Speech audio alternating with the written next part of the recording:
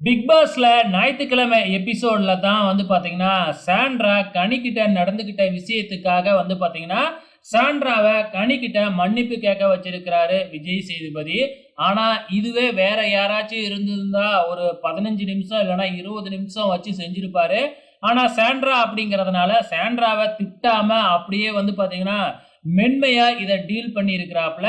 இந்த மாதிரி கனி பாட்டு பாடுனத அது கனி கூட பாடல. பார்வதி மத்த ஹவுஸ்மேட் தான் பாடுனாங்க. கூடயே சேர்ந்து கனி பாடியிருப்பாங்க. அவ்வளவுதான்.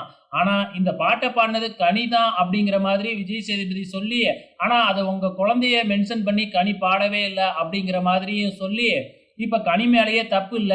இப்ப நீங்க என்ன நினைக்கிறீங்க? அப்படின்னு சாண்ட்ரா கிட்ட கேட்க, எனக்கு அப்ப தோணுச்சு சார் அப்படின்னு சொல்றாங்க.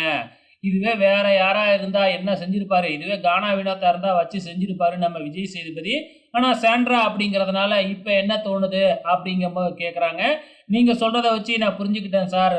கனி மேல எந்த தப்பும் இல்லன்னு அப்படின்னு சொல்றாங்க. ஏதோ கனிய மன்னிச்சு விடுற மாதிரி டீல் கொண்டு போயிட்டாங்க. அதுக்கப்புறம் என்ன போனா போகுதுன்னு சாண்ட்ரா மன்னிச்சுக்க அப்படின்னு சொல்லி கேட்குறாங்க.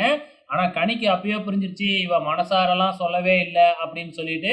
ஏன்னா அந்த மாதிரி தான் சாண்ட்ரா கனிக்கிட்ட மன்னிப்பு கேட்டாங்க. அவ்வளோதான். சாண்ட்ரா இந்த வாரம் பண்ணுனதுக்கு எதுவுமே நம்ம விஜய் சேதுபதி சொல்லவே இல்ல. அதுக்கு அடுத்தது என்ன வேற கன்டென்ட்க்கு போயிட்டாப்ல. பொறுத்திருந்து பார்க்கலாம். எஃப்ஜே ஆதிரை எலிமினேஷன.